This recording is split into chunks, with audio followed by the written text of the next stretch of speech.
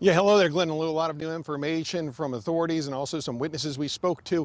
Let's get you up to speed as fast as we can. Right now, we are near where that school shooting happened. The school shooting, if you look right over here, it actually, down there where you see the barricade, that's the end of the school property right over there. Where I'm standing right over here is actually kind of right in front of the street where the shooter lives. This whole incident started on this street when the shooter shot his own grandmother in the face. A little earlier, we spoke to a man across the street who not only heard those shots being fired across the street, but also heard from the grandmother afterwards. Well, I heard the bullets going, and I was standing right in front, and I saw him take off.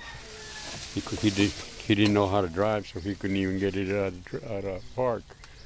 Somehow he got it and took off. The door was open. They don't ever leave the door open. And then the lady came out with blood all over her. My wife took her in and took her to the back because we could hear bullets flying back there. And we tried to shield her by taking her in the back of our house. And we called EMS and police. They were here. It didn't take very long. Took her away. Have you ever seen any trouble at the house with him? Or no, no problems. Well, he was a loner. He walked around there with a phone, and then mostly stayed inside. And some of the new information out of the news conference is this. After that shooting of the grandmother, he took her pickup truck, drove it to the school, wrecked the truck near the school. We've heard that part. We heard he got out with an AR-15 style rifle and a backpack.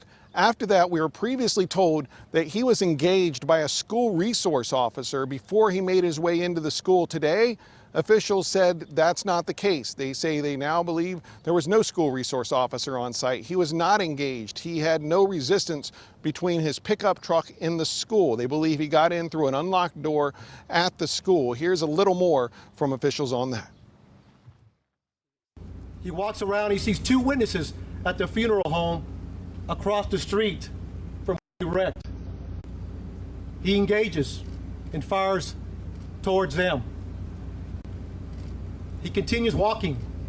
He continues walking towards the school. He climbs a fence. Now he's in the parking lot, shooting at the school multiple times. 11:40, he walks into the west side of Robb Elementary. Now, they believe he went straight to a classroom, opened fire, and started killing those students. 19 students killed, 2 teachers killed, 17 people also wounded. Inside that school that day was a little third grader we met a little bit earlier. Here's a picture of her and her sister, or her siblings and her mother, taking some flowers and other things to the memorial down here. We talked to her and her mom about what was going on while her little daughter was in the school and the mom was outside.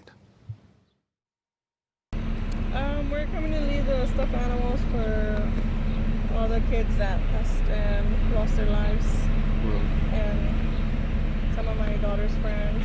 She was in the restroom hiding the whole time it was happening.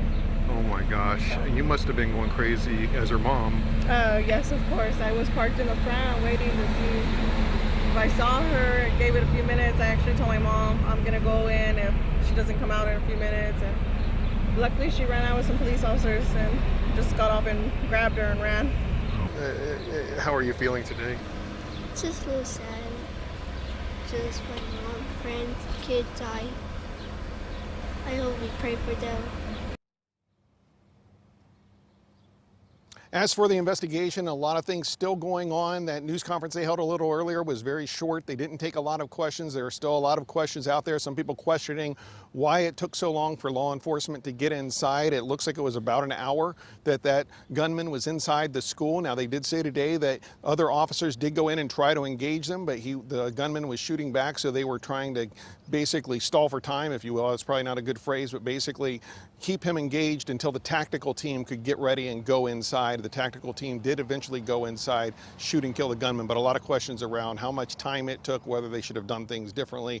A lot of that's still being sorted out here in Uvalde, Texas. For now, reporting live, I'm Chip Yost, KTLA 5 News.